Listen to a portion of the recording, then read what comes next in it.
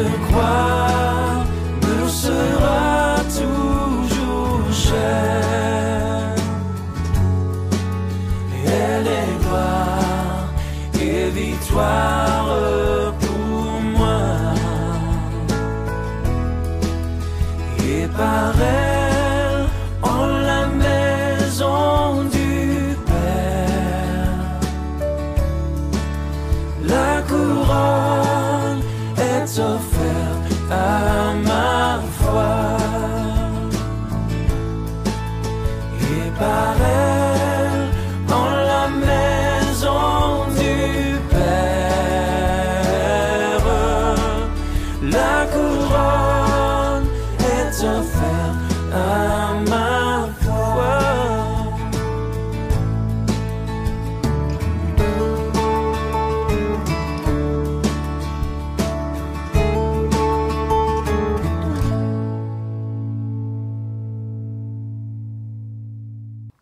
Je vais rendre grâce au Seigneur pour ces moments merveilleux qu'il nous donne pour sa parole. Père Céleste, nous nous prosternons avec joie, avec reconnaissance dans ta présence. Seigneur, nous nous effaçons devant ta majesté afin que ta parole puisse, Seigneur, être donnée entièrement, sans relâche, par le Saint-Esprit. Au nom puissant de Jésus, Amen. Alors, j'avais promis, si vous vous rappelez la dernière fois, le sujet de notre prédication, c'était l'Église de Jésus-Christ comme une maison solidement bâtie. Et j'avais voulu traiter cela en deux parties. Donc, on avait parlé des généralités de l'Église, on avait parlé des définitions de ce qu'est que l'Église de Jésus-Christ, on avait vu les modalités, les formes de l'Église, que ce soit des églises de maison, l'église locale et toutes ces choses. On a parlé de la signification, la maison de Dieu. Et j'avais expliqué que l'église est un ouvrage, c'est une œuvre, c'est un édifice que Dieu avait fait, et que tout ouvrage, tout édifice a d'abord en amont un maître d'ouvrage, ainsi qu'un maître d'œuvre. Et j'avais proposé de traiter une deuxième partie de la maison de Dieu solidement bâtie avec celui qui est le maître d'ouvrage. Et ce matin, nous allons parler du maître d'ouvrage, celui qui bâtit la maison. Et une prochaine fois, parce que j'ai voulu que ce soit en trois parties, nous parlerons du maître d'œuvre. Vous savez que dans les infrastructures, quand on les met en place, il y a des cahiers des charges. Je l'avais rappelé, cahier des charges fonctionnels, cahier des charges spécifiques. Il y a un père technique de l'ouvrage et en ce sens, il y a le maître d'ouvrage et il y a le maître d'œuvre. Et parfois, le maître d'ouvrage peut être aussi le maître d'œuvre. C'est le cas de l'Église de Jésus-Christ. Et ce matin, nous parlerons du maître d'ouvrage. Et nous bénissons le Seigneur. Alors, le thème que je viens de présenter nous invite à considérer les attributs de celui qui est la source, qui est la fondation de l'Église. Car, comme j'ai dit tout à l'heure, tout ouvrage édifice, tout système a un concepteur, un bâtisseur à la base. Et il en est de même de l'Église de Jésus-Christ. Et ici, à la source, le maître d'ouvrage, c'est Dieu lui-même, notre tout-puissant et très saint Père céleste, dont les autres attributs sont majesté, souveraineté, sagesse, intelligence, miséricorde, bonté, merveille, amour, vie éternelle. Et peut-être il serait difficile de trouver d'autres expressions. Dieu, notre Père créateur, dans sa souveraineté, a jugé bon de créer l'homme, une créature parmi les multiples créatures, mais cette fois une créature à son image. Cela fait une différence, frères et sœurs, et il a désiré établir une relation d'harmonie parfaite avec ce dernier qui est l'homme. Et de ce merveilleux projet divin, si bien réalisé, nous voyons dans le livre de la Genèse qui nous donne une restitution fidèle de ce projet. Et nous y apprenons que ce dessein merveilleux qui a bien commencé pour l'homme s'est finalement traduit par un état des lieux fatal à toute l'humanité.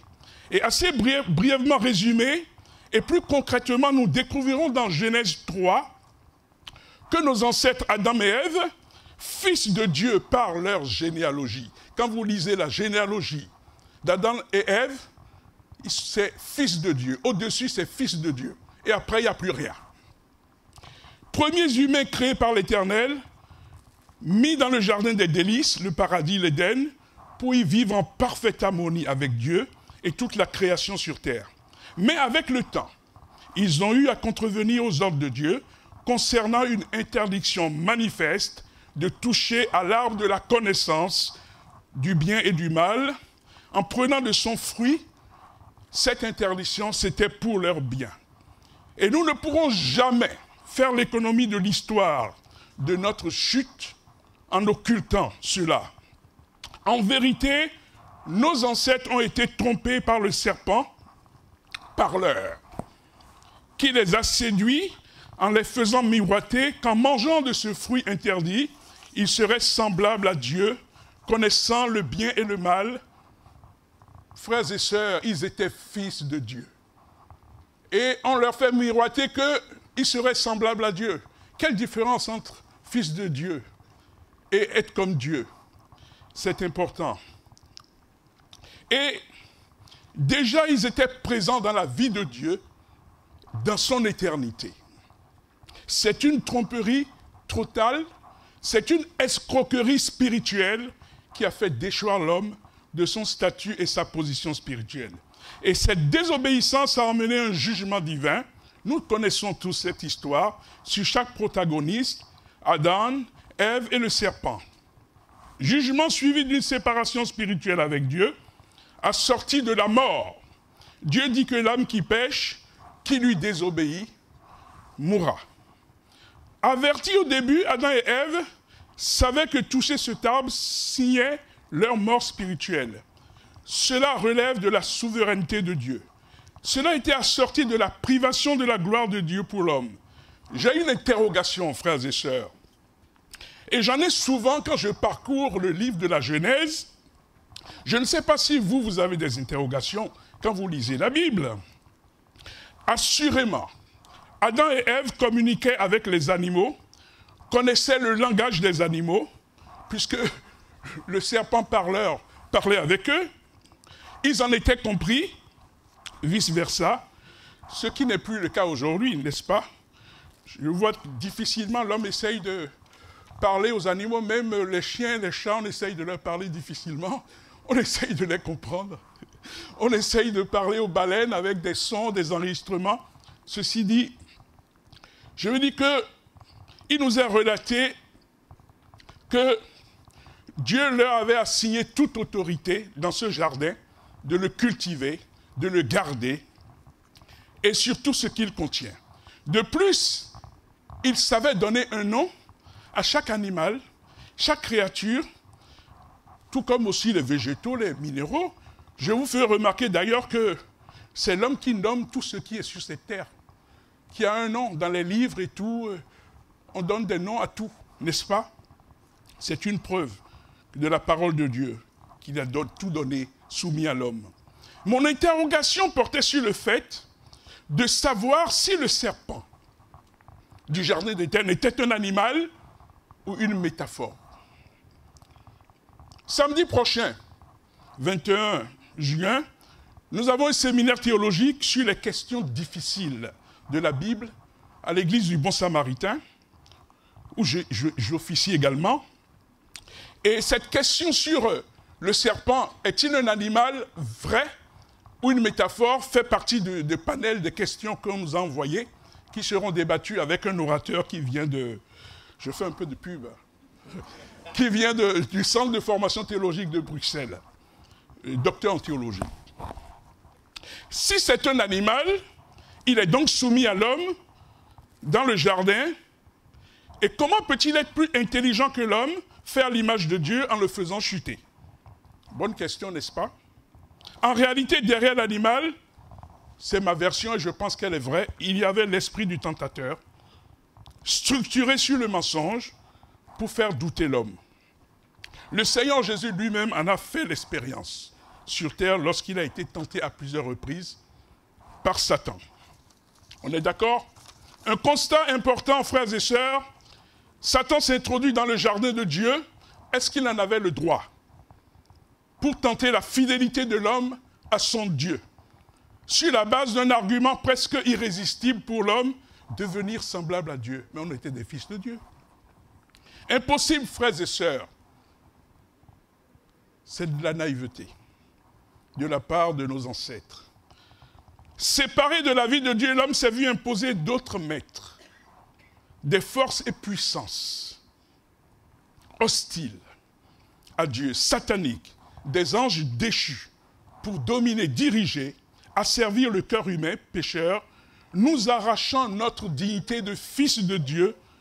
Nous sommes passés sous le joug de ces forces, éjectés du jardin d'Éden, dont on avait la charge. Nos ancêtres ont découvert les difficultés de l'extérieur spirituel du jardin, sans la protection dont ils jouissaient d'auprès leur Créateur, naguère. Le meurtre et la violence s'invitent très vite entre fratries. Le premier meurtre sur terre, c'est quand Caïn tue Abel, et progressivement, sans repentance, l'égoïsme, le chacun pour soi, la haine, la méchanceté, les guerres, les addictions, la faim, la famine, la détresse, l'angoisse prennent place. En gros, les ténèbres envahissent le cœur des hommes au fur et à mesure de leur multiplication sur terre, avec en plus de toute perversité, une vie désormais dédiée à toute idolâtrie, frères et sœurs. Idolâtrie totale. Voici l'état des lieux qui a pris place progressivement à la sortie de l'homme du jardin d'Éden. Est-ce que l'histoire de l'humanité doit s'arrêter là? C'est-à-dire l'homme créé initialement à l'image de Dieu devient à cause du péché et de sa désobéissance un prisonnier, une marionnette privée de toute bonté intérieure? Bien sûr que non. C'est ne pas connaître qui est Dieu. Mon frère et ma sœur, dis ce n'est pas fini. Dis ce n'est pas fini. Alléluia. Dieu notre Père céleste tout-puissant, doit-il se résigner à voir sa créature voulue séparée de lui? Décidément, il faudrait que j'achète une tablette, parce qu'on me reproche souvent que je le fais à l'ancienne, j'ai des notes, et je vois beaucoup des pasteurs, des prédicateurs avec une tablette. Je crois que je vais passer à la tablette. Alléluia. Sa créature, voit sa créature séparée de lui, de la vie qu'il avait déjà réservée pour lui. Jamais le Seigneur ne s'est pas résigné à ça. C'est pourquoi il est écrit dans Jean 3,16, Dieu a tant aimé le monde qu'il a donné son Fils unique, afin que quiconque croit en lui ne périsse pas, mais qu'il ait la vie éternelle. Et dans son amour, Dieu notre Père Céleste envoie son Fils, la parole, le Logos incarné, pour nous rétablir dans notre statut initial de fils et filles du royaume. Frères et sœurs, ceci est capital. C'est à comprendre, c'est important. Comme diront certains, comprendre capito, on doit comprendre ça, frères et sœurs. Nous sommes morts pour ne pas avoir cru Dieu. Je parle de nos ancêtres et de ce qu'ils nous ont transmis. Nous sommes morts pour ne pas avoir cru Dieu, désobéissants de nos ancêtres, et nous retrouvons la vie initiale pour avoir à nouveau cru Dieu par son Fils, le Christ, offert un sacrifice pour nous, nous rachetant auprès des puissances infernales. Notre Père Céleste est le plus grand. Vous le lirez dans Romains 11, 33 à 36. D'ailleurs, le Christ dira, quand il parlera devant les pharisiens, « Mon Père est le plus grand de tous ». Et ce tous-là, c'est qui? C'est tout ce qui peut se nommer, et dans les cieux et sur la terre.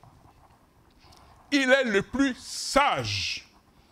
1 Corinthiens chapitre 2, on n'a pas le temps de tout lire, versets 1 à 15, vous les notez. Cela parle de la sagesse de notre Dieu. Je parlais des attributs du maître d'ouvrage, Église de Jésus-Christ. Nous qui sommes Église de Jésus-Christ, les attributs du maître d'ouvrage, celui qui bâtit l'Église. Sur la bonté de Dieu, ses bienfaits avant la fondation du monde. Vous notez Éphésiens 1, versets 3 à 10.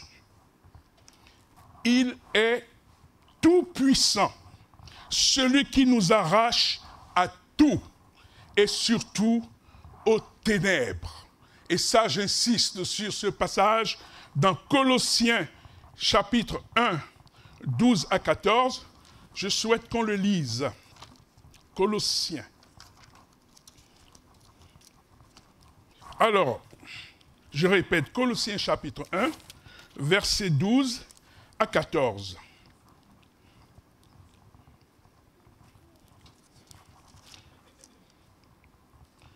Remerciez avec joie Dieu le Père. Il vous a rendu capable d'avoir part au bien qu'il réserve dans le royaume de lumière à ceux qui lui appartiennent. Il nous a en effet arrachés à la puissance de la nuit et nous a fait passer dans le royaume de son Fils bien-aimé. C'est par lui qui nous a délivrés du mal et que nos péchés sont pardonnés. Frères et sœurs, il est tout-puissant, notre libérateur, qui nous délivre de tout et nous délivre des ténèbres. Après avoir laissé un temps vivre sa vie de péché et d'idolâtrie, je dirais que toute la terre a été plongée dans l'idolâtrie depuis la sortie d'Éden de nos ancêtres. Et sur ce volet, nous avons beaucoup de choses à partager aujourd'hui, mais très brièvement, par nature, les descendants d'Adam sont idolâtres et ne cherchent pas le vrai Dieu. Pêle-mêle, certaines croyances et religions sont nées d'une recherche des hommes primitifs et même modernes de réponses aux importantes questions qui les tracassaient. Face aux éléments de la nature, la finitude ou le devenir face à la mort, l'au-delà, on observe une forte croissance de croyances en plusieurs dieux, la consécration à leur service, l'organisation et le développement de multiples religions et le choix et l'entretien de lieux ou sites retenus comme sacrés liés à ces croissances. Vous savez, dans le monde antique, chez les Grecs, berceau de la civilisation occidentale, on dénombre entre plus de 100 divinités, mineures et majeures, et 10 000 divinités. Vous savez, les Romains qui ont suivi les Grecs ont à peu près pareil de nombre de divinités, après avoir renommé certaines divinités ou adopté certaines divinités grecques, et ils ont gardé à peu près entre 100 et 10 000 dieux et déesses chez les Romains. Je parle du monde antique. Chez les Mésopotamiens, plus de 3600 dieux différents. Je parle sumériens, babyloniens, on les voit aussi dans la Bible, tous ces peuples. Chez les Égyptiens, il y avait plusieurs dieux principaux. Les Égyptiens croyaient à peu près en 2000 divinités. Il y avait des dieux supérieurs, des dieux inférieurs, il y avait de tout, des dieux, des déesses. Je parle toujours des antiques et jusqu'au Moyen-Âge. Les Vikings, mythologie des pays germaniques et scandinaves, plusieurs dizaines de dieux et associés. Chez les Gaulois, plus de 400 divinités celtiques. Tous les peuples mentionnés dans la Bible étaient concernés par l'idolâtrie. Moabites, Ammonites, Canaan, Philistie, les Perses, les Mèdes, il y avait l'Égypte, Tyr et Sidon, l'Asie mineure, tous ces pays, idolâtrie. Tous les continents dans le monde antique, tous les continents dans le monde actuel, en Asie, en Inde, l'hindouisme, c'est plus de 33 millions de dieux et de déesses. Chez les bouddhistes, plus de 3000 divinités. shintoïsme chez les Japonais, plus de 200 divinités. Dans le taoïsme chez les Chinois, plus d'1 millier de divinités. En Afrique, plus de 300 divinités. En Océanie, Polynésie, Nouvelle-Zélande, les dieux océaniens, c'est 100. J'ai compté dans mes recherches environ 110 dieux, avec des noms différents, chez les Polynésiens. En Amérique du Nord, chez les Amérindiens, les Mayas, les Aztèques, donc Amérique du Nord, Amérique du Sud, plusieurs dizaines de divinités. Et à propos des religions, comme vous le voyez, on parle des statistiques. Toute la terre est idolâtre. Les religions tribales, nous avons les religions monothéistes, dont nous connaissons le judaïsme, le christianisme, l'islam. Là, on ne parle pas d'idolâtrie, mais même entre eux aussi, vous avez des syncrétismes religieux au sein de ces religions. Il y a des gens qui vont à l'église, qui continuent à consulter les morts, qui continuent à faire du vaudou, tout ce que vous voulez. Donc on ne sait plus, les vrais chrétiens, il y en a, mais on met l'étiquette christianisme, même le judaïsme, on parle de la Kabbale, on parle de toutes ces choses qui sont dedans. Frères et sœurs, on va avancer, parce qu'on a des choses à dire. Les nouveaux groupes religieux, vous avez les Mormons, les témoins de Jéhovah.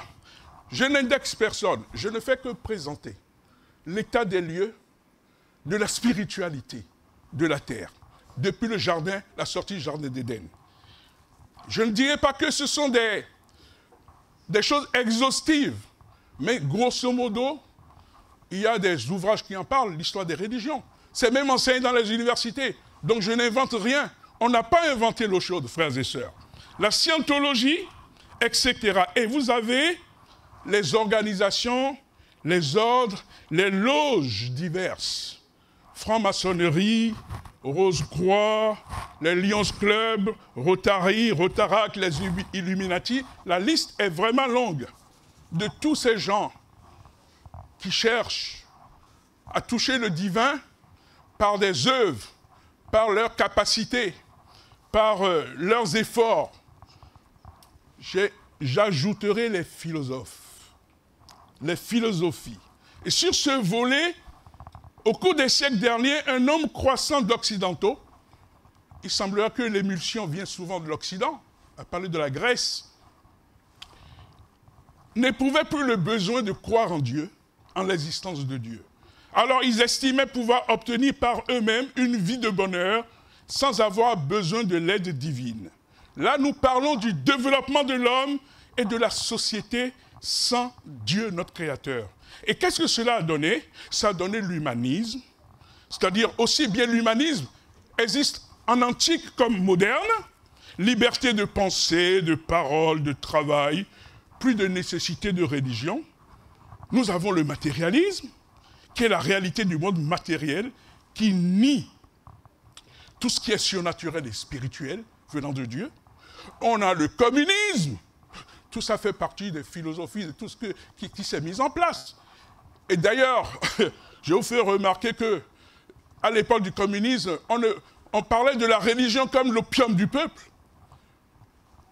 Et le communisme, je peux vous assurer que ça a échoué. Pourquoi ça a échoué? Parce que quand vous enlevez à l'être humain son droit à la foi et la propriété privée, aucune société ne peut marcher. Ça, c'est une révélation. Pourquoi? Parce que l'être humain a besoin d'adorer son Dieu. Et quand vous l'empêchez, vous savez que dans les pays communistes, c'est tout. Les gens n'avaient plus le droit de se réunir. Les églises étaient bannies. Résultat des courses aujourd'hui, tout ça a échoué. Et les gens ont retrouvé cette liberté parce que Dieu est notre source. On ne peut pas empêcher l'homme d'adorer son Dieu. Et on ne peut pas empêcher l'homme de transmettre à son enfant, à ses descendants, le peu qu'il a pu obtenir par la sueur de son front. Parce qu'à cette époque, dans les pays communistes, il ne fallait pas avoir de propriété privée. Tout devait être à l'État. Et même en cela, on a vu tellement d'injustices parce que la nomenclatura de ces pays se partageait tous les avantages et le peuple souffrait. Ça ne marchera pas. A contrario, nous avons vu dans l'Église primitive qui mettait tout en commun, qu'il n'y avait pas d'indigents. frères et sœurs? Parce que Jésus-Christ était le centre. Alléluia.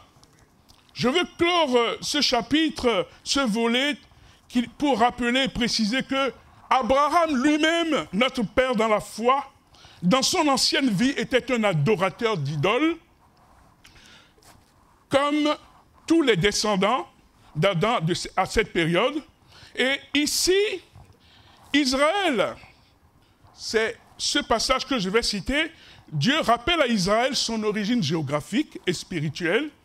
Abraham a été sauvé par Dieu de ses péchés par pure grâce, sans aucune considération de ses œuvres. Dieu rappelle cela à son peuple que leur père d'autrefois adorait des idoles. Aucune qualité que Abraham aurait pu avoir, quelle qu'elle soit, n'a incité Dieu à le choisir plutôt que d'autres adorateurs d'idoles de son temps. On va peut-être lire dans Josué, chapitre 24. C'est très intéressant. Pourquoi je dis ça? Parce que Dieu rappelle des choses importantes à son peuple. Sinon, je vous donne le passage quand même. Josué 24, chapitre 14. Non, pardon. Josué, chapitre 24, versets 14 à 15. Dieu parlait des pères qui étaient des idolâtres. Et de savoir que Abraham lui-même était de cette génération-là. D'ailleurs, on a pu le voir aussi dans sa famille. Nous avons vu Laban, fils de Bethuel, vers qui il avait envoyé Jacob. Et Laban a même soupçonné Jacob d'avoir volé ses téraphins, qui étaient ses dieux à l'époque. Et j'ai pu aussi lire et comprendre quelque chose. Ça ne concerne que moi, mais c'était Rachel qui avait volé les téraphins de son père, croyant que ça pouvait la protéger, parce qu'il partait de chez Laban, sur la route, pour aller vers Canaan. Et dans sa croyance, parce qu'elle a grandi dans la maison de son père, qui était un adorateur d'idoles aussi, elle avait pensé que ces téraphins pouvaient la garder. Et Laban, lui, qui avait constaté que ces dieux, ces idoles matérialisées avaient disparu, en poursuivant Jacob, a dit « Mais tu as volé mes téraphins ». Et Jacob a prononcé une parole très puissante. Jacob est prophète. Il dit que celui chez qui on trouvera ce téraphin périsse. Et c'était sa femme aimée Rachel qui avait le téraphin. Et je vous rappelle que Rachel est morte sur la route. Attention à la parole professée. Nous avons de la puissance dans la parole de Christ. Le Christ vit en nous. Attention à ce que vous dites sur les gens. Frères et sœurs, on continue. Dieu a choisi donc Abraham de manière libre et souveraine, et il a fait de tous ceux qu'il destine à la vie éternelle, il leur donne cette grâce, et il rachète gratuitement Jésus-Christ, souverainement, librement, toute personne. Une pure grâce qui doit nous garder humbles et reconnaissants. Vous savez, je rappelais que même Abraham était à la source un adorateur d'idoles que Dieu a sauvé. Dieu s'est révélé à lui et sa vie a été transformée. Et désormais, il adore le vrai Dieu. Alléluia! Dieu connaissait la finalité de tout ce que nous venons de présenter. Idolâtrie. Dieu n'aime pas. Et les fausses croyances qui ne connaissent pas le vrai Dieu, qui ne reconnaissent pas le vrai Dieu, qui ne lui donnent pas gloire. Et cette finalité, c'est la mort. Cette finalité, c'est le rejet. Cette finalité, c'est l'enfer. Cette finalité, c'est la séparation avec Dieu. Et cherchant toujours le moyen de ramener à lui le cœur de l'humanité, Dieu, dans les derniers temps, nous a parlé par le Fils. Et je souhaite vraiment qu'on lise le livre d'Hébreux. Dieu nous a parlé par le Fils. Nous ne lirons que dans le chapitre 1, les versets 1 à 3, mais je vous demande de le lire à la maison, tout Hébreux, chapitre 1 à 14. Alors, je cherche le livre d'Hébreux, je l'ai trouvé, chapitre 1, nous avons le verset 1 à 3. « Autrefois, Dieu a parlé à nos ancêtres à maintes reprises et de plusieurs manières par les prophètes, mais maintenant, à la fin des temps, il nous a parlé par son Fils. C'est par lui que Dieu a créé l'univers et c'est à lui qu'il a destiné la propriété de toutes choses. Le Fils reflète la splendeur de la gloire divine. Il est la représentation exacte de ce que Dieu est. Il soutient l'univers par sa parole puissante. Après avoir purifié les êtres humains de leurs péchés, il s'est assis dans les lieux célestes à la droite de Dieu, la puissance suprême. Alléluia. Frères et sœurs, nous voyons au travers de cette lecture et nous attestons d'avance la suprématie du Christ, le grand prêtre, lisez Hébreux 5, supérieur à Moïse. Hébreux 3, qui nous a libérés de tous les esclavages et forces spirituelles de ce monde. Et vous le retrouvez dans Colossiens 2, versets 8 à 23. Dieu nous fait passer d'une vie ancienne à une vie nouvelle par le sacrifice de son Fils qui porte et prend sur lui le péché de toute l'humanité. Colossiens 3, versets 5 à 16. Avec des moyens considérables, frères et sœurs. Dieu nous donne les dons spirituels que vous retrouvez dans 1 Corinthiens chapitre 12 et chapitre 13, dont l'amour est le plus grand pour nous transformer à l'image de son Fils unique, le Christ Jésus. Et je dirais, dans les dernières choses, il nous a choisis pour être sauvés et être avec lui. Vous le retrouverez dans 2 Thessaloniciens chapitre 2, versets 13 à 16. Je viens préciser à la suite de ce qui a été partagé que l'Éternel, notre Dieu, aussi n'a pas rejeté Israël. En effet, il a réservé un salut pour Israël. Il nous faudra toujours prier pour Israël. Vous savez, c'est Israël qui nous a donné le Christ. Il est vrai par Dieu, notre Père. Mais c'est en Israël que le Christ est suscité, qui est notre Sauveur aujourd'hui. Et dans les promesses, plus de 300 prophéties ont été réalisées, une par une, sur l'accomplissement du salut promis par Dieu à son peuple. Vous le lirez dans Romains 11, versets 1 à 16. C'est important de poser ces aspects. Frères et sœurs, ce que j'ai partagé ce matin, dans le constat factuel, nous sommes dans un monde rempli de sorcellerie et de magie, d'occultisme, de spiritisme, de voyance. Des sorciers, des astrologues, des magiciens sont pléthores. Soyez joyeux, soyez heureux, parce que le Seigneur nous a arrachés de toutes ces choses. J'avance. Vous lirez dans Lévitique, chapitre 19, verset 31, Dieu interdit de se tourner. Je n'ai pas le temps de tout lire parce que je sais que le temps avance. Dieu nous interdit de nous tourner vers les gens qui invoquent les morts, vers la voyance. Vous verrez aussi dans le 1er livre de Samuel, chapitre 28, Lévitique 20, verset 27, dans Genèse 44, verset 5, dans Ésaïe, chapitre 2, verset 6, et chapitre 57, verset 3, Dieu interdit à son peuple ces choses. Dieu ne veut pas que nous touchions ces choses.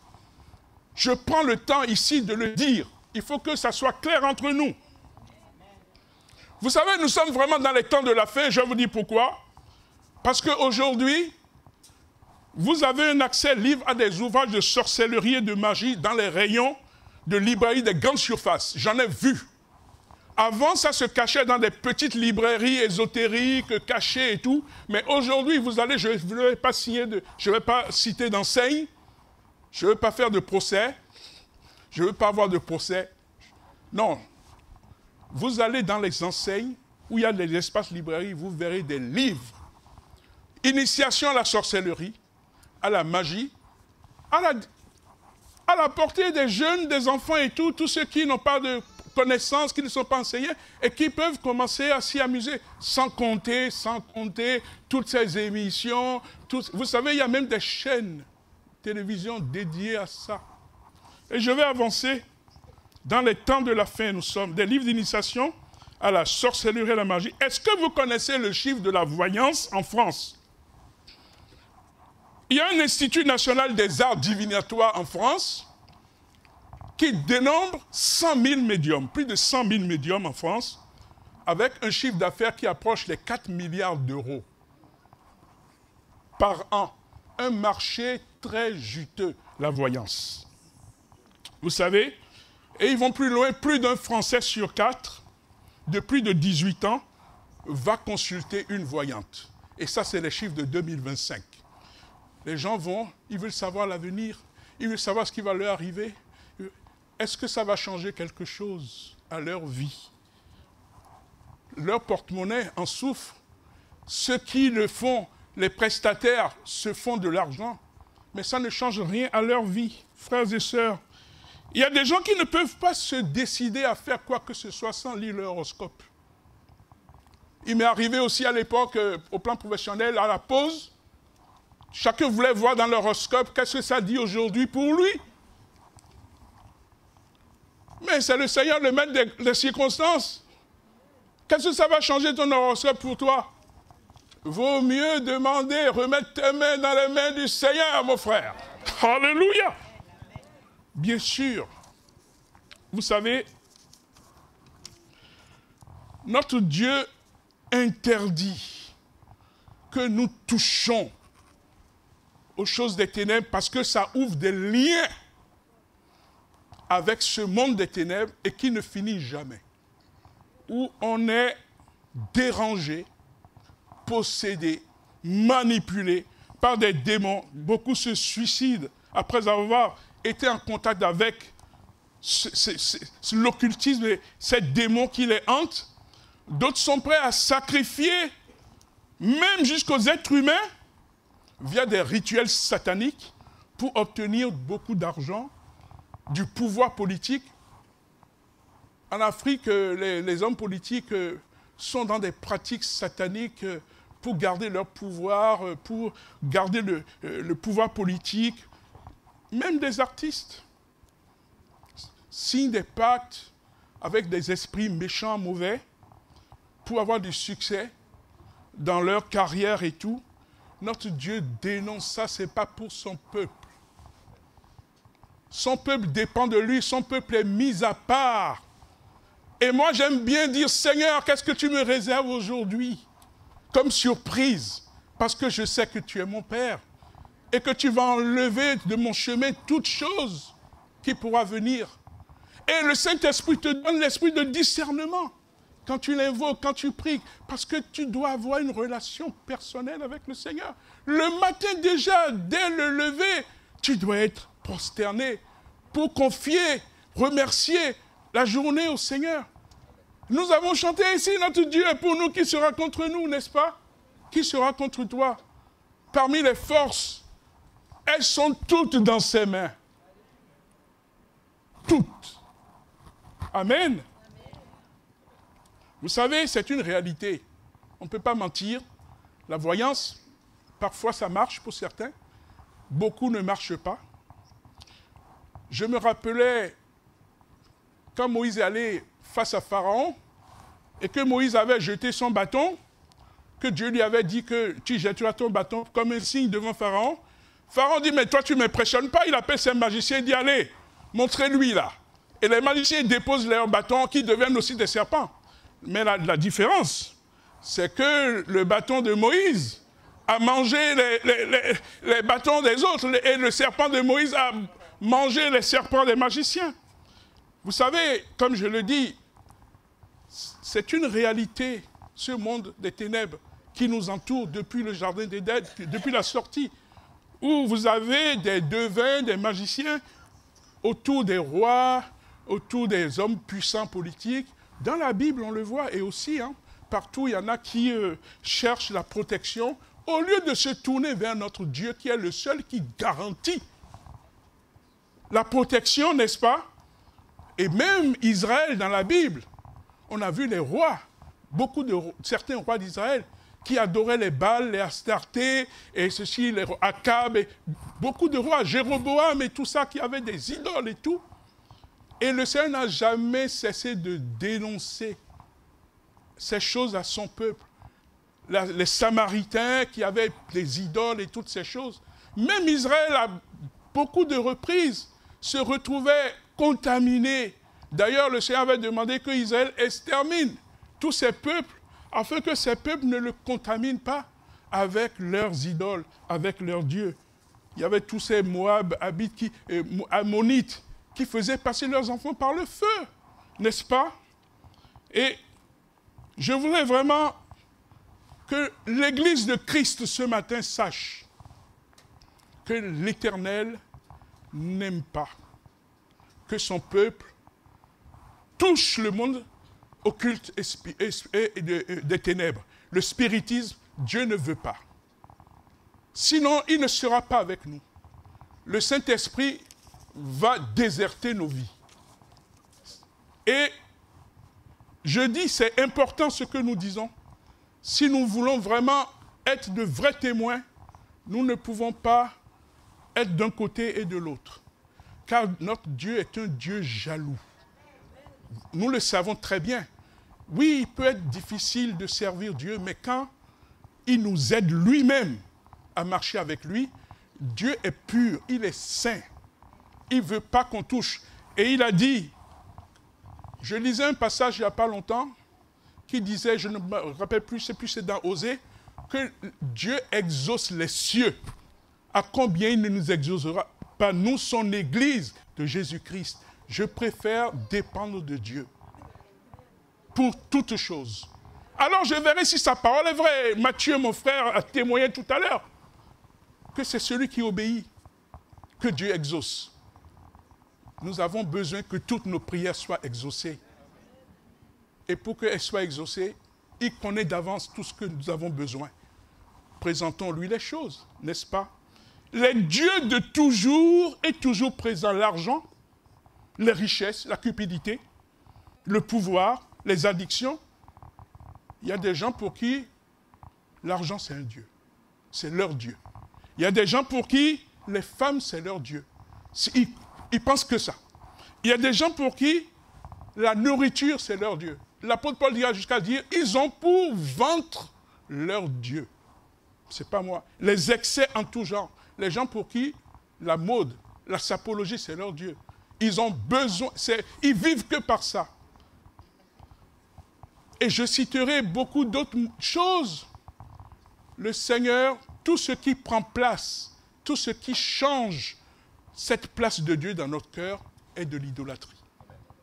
Il faut bien qu'on se mette d'accord. L'idolâtrie, ce n'est pas seulement aller devant une idole, aller prendre à Lourdes l'eau bénite, je ne sais pas, il y a plein d'artefacts dans ce domaine et tout, où les gens, il y en a qui vont en Israël pour aller ramasser un peu l'eau du Jourdain, comme si ça allait leur faire quelque chose, que si ça allait guérir. C'est le sang de Jésus qui nous guérit.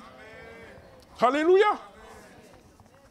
Voilà donc. En définitive, et je finis, pour parler du bâtisseur en conclusion, le maître d'ouvrage de nos vies. Nous sommes l'Église de Christ, nous sommes l'épouse de Christ, nous sommes la Jérusalem céleste. Amen. Nous devons au maître d'ouvrage une crainte respectueuse. Évangile de Luc, chapitre 12, versets 4 à 6. Nous devons lui faire confiance. Évangile de Luc, chapitre 12, versets 22 à 31. Et nous devons, pour finir, être à son service. Il dit, il fait de ses serviteurs une flamme de feu. Nous allons baisser nos fronts et lui rendre grâce. Alléluia.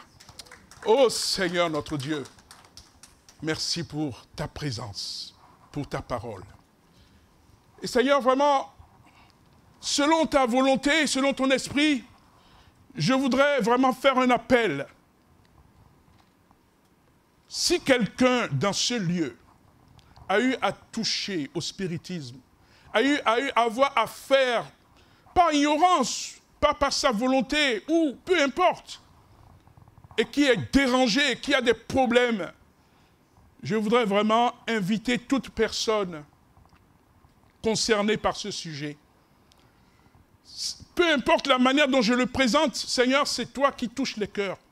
Quelqu'un qui a besoin de paix, quelqu'un qui n'a pas la paix, parce qu'elle sait que c'est lié à ces choses, que cette personne puisse simplement s'approcher et les pasteurs vont prier. Nous allons prier ensemble pour que cette personne puisse confesser cela à toi, Seigneur, et qu'elle soit délivrée.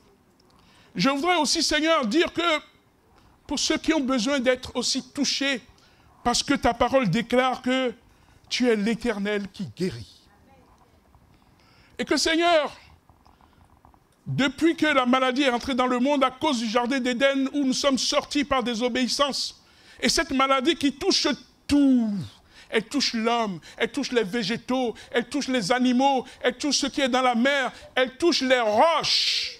Seigneur, tu as dit, je suis l'Éternel qui guérit. Seigneur, nous voulons voir ta gloire sur chacun de nous, dans cette promesse solennelle, que tu guéris, que tu puisses, Seigneur, et je veux donner vraiment ce temps à ceux qui ont besoin de prière maintenant, de s'approcher, ou de se lever à leur place simplement. Et nous allons prier pour eux. À toi la gloire, Seigneur, au nom de Jésus-Christ. Amen. Je reviendrai, si le pasteur René m'invite, pour parler du maître d'œuvre, Jésus-Christ. Le maître d'œuvre, celui qui a dit « Je bâtirai mon église ». Et il y a encore des choses à partager. Alléluia. Amen.